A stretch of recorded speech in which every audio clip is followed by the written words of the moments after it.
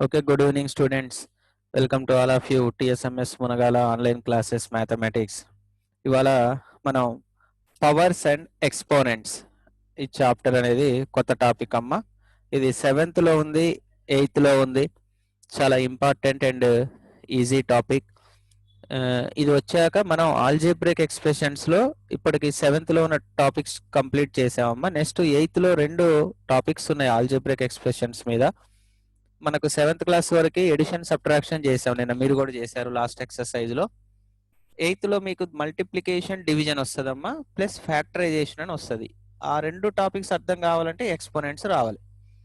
So ఇది కూడా అన్ని ఎన్ఎంఎంఎస్ కి అన్నీ ఉంటాయమ్మా. ఈ ఎక్స్పోనెంట్స్ అసలు దేనికోసం వాడతాం? ఈ ఎక్స్పోనెంట్స్ పవర్స్ అంటాం అండ్ ఎక్స్పోనెంట్స్ అంటాం, లేదా ఇండిసెస్ అని పిలుస్తాం. ఏంటిది అంటే, ఇప్పుడు సపోజ్ మన భూమి నుంచి సూర్యుడికున్న దూరం కనుక లెక్క వేసుకుంటే ఇన్ని కిలోమీటర్లు అప్రాక్సిమేట్ గా ఉంటుందమ్మా. అంటే సో ఇంత పెద్ద డిస్టెన్స్ అన్నమాట సూర్యుడి నుంచి భూమికి ఉన్న దూరం. అదే ఒక బ్యాక్టీరియా సైజ్ ఎంత అంటే మైక్రోస్కోప్ లో, పవర్ఫుల్ మైక్రోస్కోప్ లో పెట్టి చూస్తే 0.00056 మిల్లీమీటర్లో ఇన్నో వంతు ఉంటుందమ్మా. ఒక ఎంట్రికలో 1000 వంతో 1,00,000 వంతో ఎంత ఉంటుందో ఇది కంటికి కనిపించదు, చాలా పవర్ఫుల్ మైక్రోస్కోప్ లోనే చూడాల్సి వస్తుంది. ఇదేమో చాలా పెద్ద దూరం. ఇలాంటి వాటిని రాయాలన్నా చదవాలన్నా మనకు కొంచెం ఇబ్బంది ఉంటుందమ్మా. ఇటువంటి పెద్ద నెంబర్లు కానీ, ఇటువంటి అన్నిటికంటే చిన్న నెంబర్లు కానీ షార్ట్ కట్ లో మనం సైంటిఫిక్ గా రాయటానికి ఉపయోగించే టాపిక్ ఏంటంటే ఎక్స్పోనెంట్స్. మీకు ఈ 7th క్లాస్ లో 3-4 ఎక్సర్సైజ్ ఉన్నాయి. ఒక ఎక్సర్సైజ్ మొత్తం వీటిని స్టాండర్డ్ ఫామ్ లో రాయటానికే ఉంటది, కొన్ని బిట్స్ లాస్ట్ కి అన్నమాట.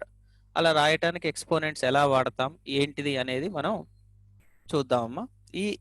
ఈ ఎక్స్పోనెంట్స్ చాప్టర్ లో మొత్తం మీద 11 లాస్ ఉంటాయమ్మా. స్టాండర్డ్ గా 11 ఫార్ములాస్ ఉంటాయి, 11 లాస్ ఆఫ్ ఎక్స్పోనెంట్స్ ఉంటాయి.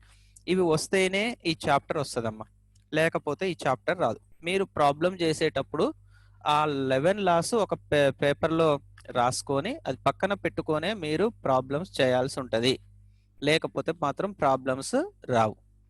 ఇంకొకటి చూడండి అమ్మా, అసలు ఎక్స్పోనెంట్ అనేది మనం ఏంటిదంటే, సపోజ్ ఏదన్నా ఒక నెంబర్ ఏ తీసుకోండి. ఏ అంటే ఏ పవర్ 1. ఇక్కడ పైన పవర్ ఏం లేకపోతే ఏ పవర్ 1.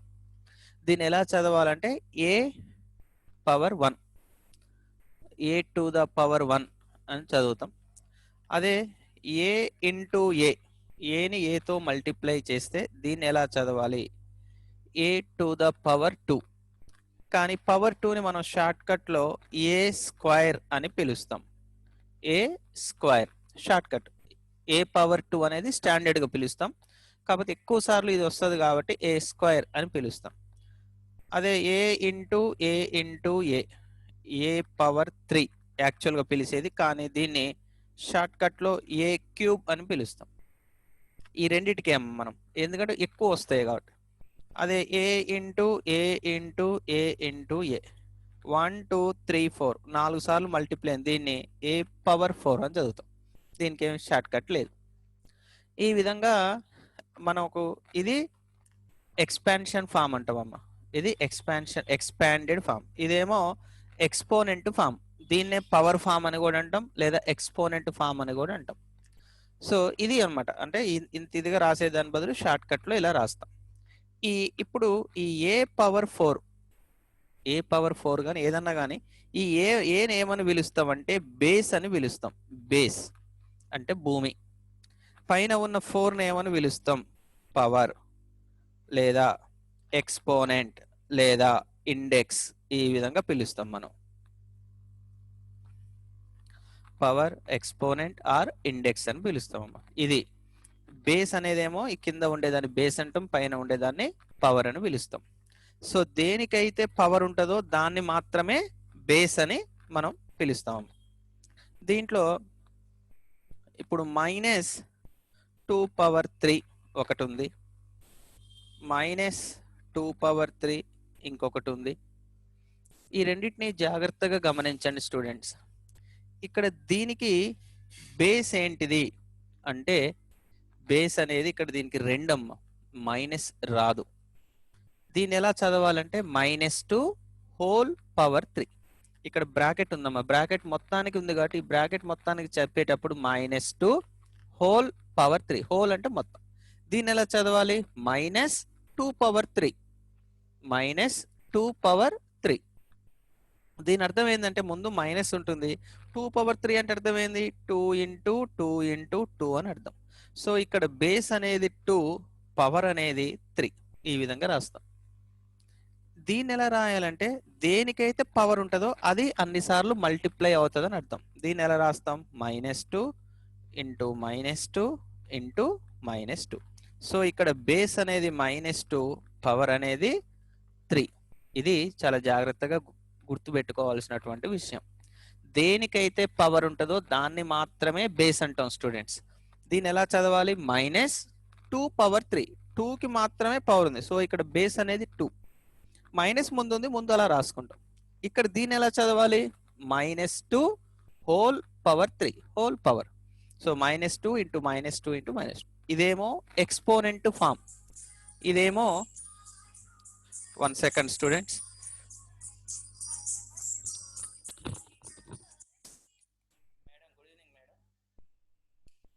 ఏం లేదు మేడం, 6th క్లాస్ స్టార్ట్ అయింది కదా, పిల్లలు అడ్రస్ చేస్తారేమోనని కాల్ చేశాను మేడం, బిజీగా ఉన్నారు.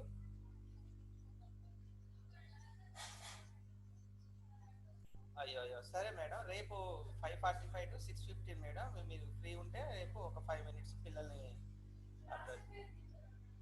అదే మేడం.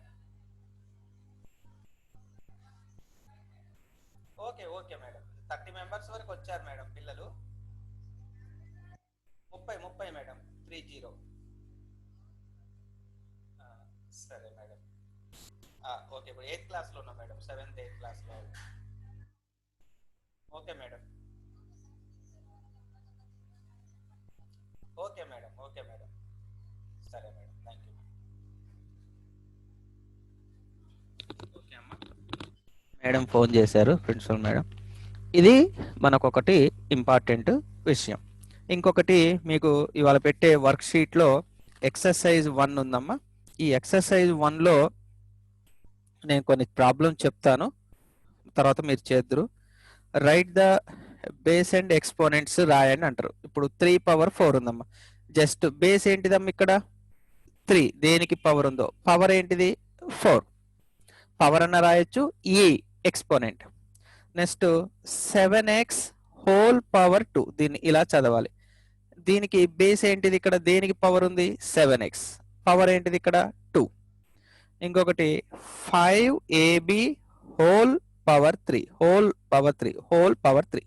సో బేస్ ఏంటిదమ్మా? ఇక్కడ 5ab. మొత్తం 5ab మొత్తానికి పవర్ ఉంది. పవర్ ఏంటిది? ఇక్కడ 3.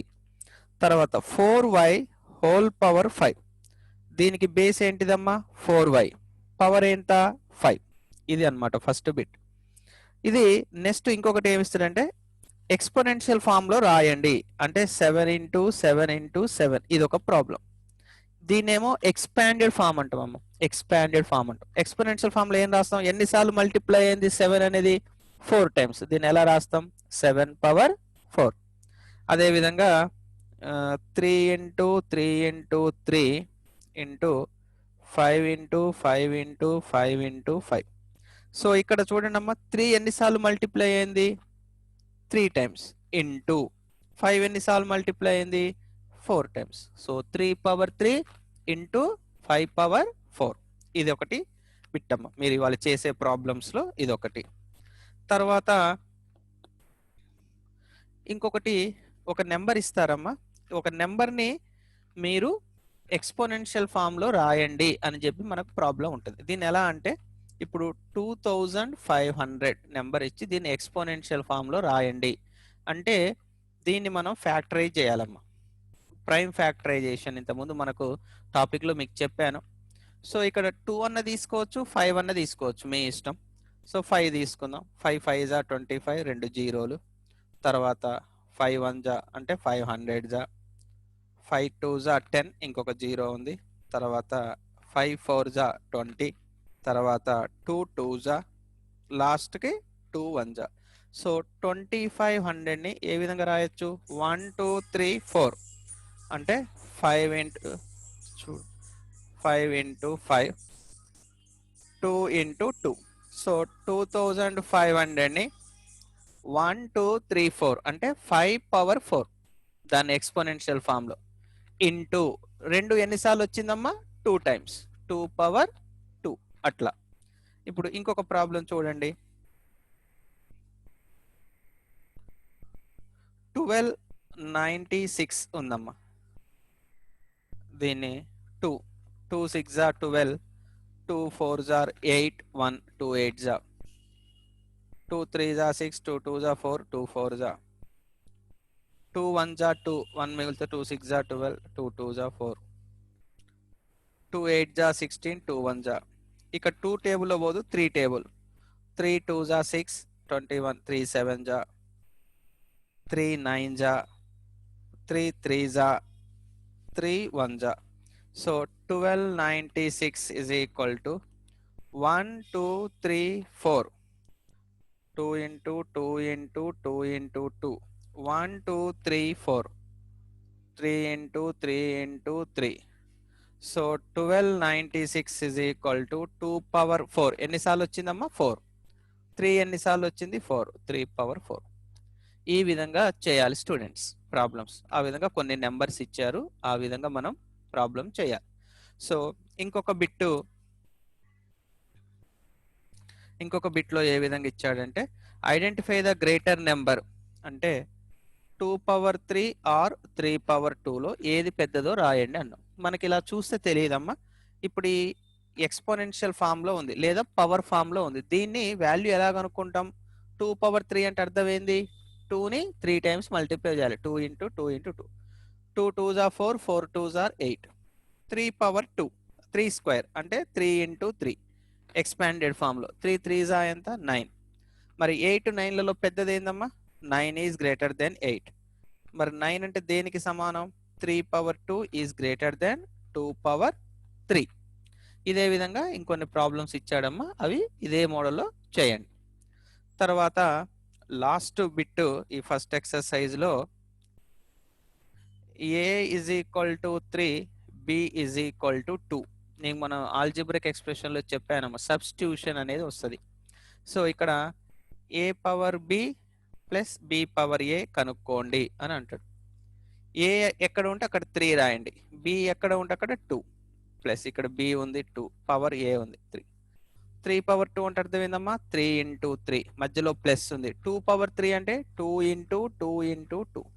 3 3s are 9, 2 2s are 4, 4 2s are 8. 9 plus 8 17. ఈ విధంగా చేయాలమ్మా. ఓకే, దీంట్లో ఉన్న అన్నీ కూడా అంతే. ఇప్పుడు a plus b whole power b ఒక ప్రాబ్లం ఉంది. a అంటే 3, b అంటే 2, హోల్ పవర్ b ఉంది కాబట్టి 2. 3 ప్లస్ 2 అంటే 5, 5 పవర్ 2, 5 పవర్ 2 అంటే 5 ఇంటూ 5, 5 5s are 25 అదనమాట. ఓకే అమ్మా, ఈ విధంగా చేయాలి. ఇది ఇవాళ ఫస్ట్ ఎక్సర్సైజ్ అమ్మా. ఇవి ఇవాళ మీరు చేస్తే రేపు మనం లాస్ ఆఫ్ ఎక్స్పోనెంట్స్ మనం స్టార్ట్ చేద్దాం స్టూడెంట్స్. సో ఇది ఇవాళ క్లాస్ ఇంతవరకు.